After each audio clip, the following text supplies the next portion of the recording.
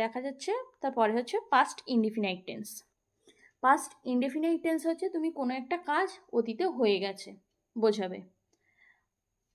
এখানে ভি এর ব্র্যাকেটে 2 দেওয়া বা 3 দেওয়া মানে তোমরা বুঝবে যে সেকেন্ড ফর্ম কি থার্ড ফর্ম। ওকে, চলো দেখা যাক। পাস্ট ইনডিফিনাইট টেন্স মানে কোনো কাজ অতীতে হয়ে গেছে। যেমন আমি খেয়েছিলাম, যেমন আমি ঘুমিয়েছিলাম, বা আমি কাল স্কুলে গিয়েছিলাম, আমি কাল স্টেশনে গিয়েছিলাম, আমি কাল তাদের বাড়ি গিয়েছিলাম। তো এটা পাস্ট ইনডিফিনাইট টেন্স। এর স্ট্রাকচার কি? সাবজেক্ট প্লাস ভার্বের সাবজেক্ট প্লাস ভার্বের সেকেন্ড ফর্ম প্লাস অবজেক্ট। এটা হচ্ছে অ্যাক্টিভ ফর্ম। যেমন উই প্লেড ক্রিকেট, আমরা ক্রিকেট খেলা করছিলাম বা ক্রিকেট খেলেছিলাম। ওকে, এটাকে যখন আমি প্যাসিভে নিয়ে যাব, অবজেক্টটাকে প্রথমে আনবো, তারপরে কি বসাবো? ওয়াজ অথবা ওয়্যার বসাবো। যদি সিঙ্গুলার ফর্ম হয় তাহলে ওয়াজ বসাবো, প্লুরাল ফর্ম হলে ওয়্যার বসাবো। তারপর ভার্বের থার্ড ফর্ম বসাবো, তারপর বাই বসাবো, তারপর যে এই যে সাবজেক্ট, এই সাবজেক্টটাকে শেষে আনবো, অর্থাৎ অবজেক্টিভ ফর্ম হিসেবে এখানে লিখবো।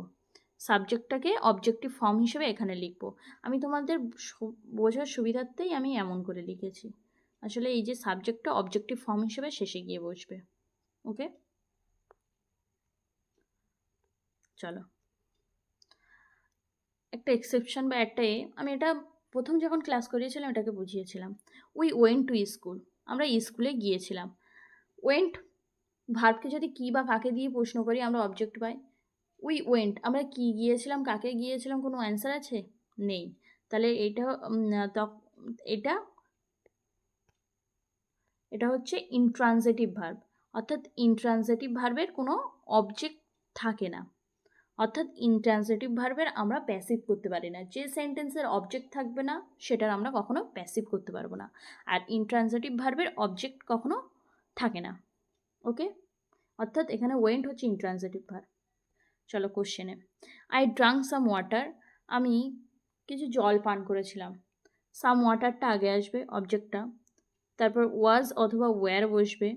তো আমি কি বলেছিলাম? সিঙ্গুলার ফর্ম হলে ওয়াজ, প্লুরাল ফর্ম হলে ওয়্যার। ওয়াটার, ওয়াটার তোমরা মনে করছো যে অনেক, ওয়াটারকে গোনা যায় না, এটা হচ্ছে আনকাউন্টেবল নাউন, তো এটা সিঙ্গুলার ফর্ম হিসেবেই ব্যবহৃত হচ্ছে, তো এখানে ওয়াজ লিখলাম। ড্রিঙ্ক, ড্রাঙ্ক, ড্রাঙ্ক, অর্থাৎ V3 ফর্ম হচ্ছে ড্রাঙ্ক, বাই বসবে দেন মি বসবে, এটা হচ্ছে প্যাসিভ ফর্ম।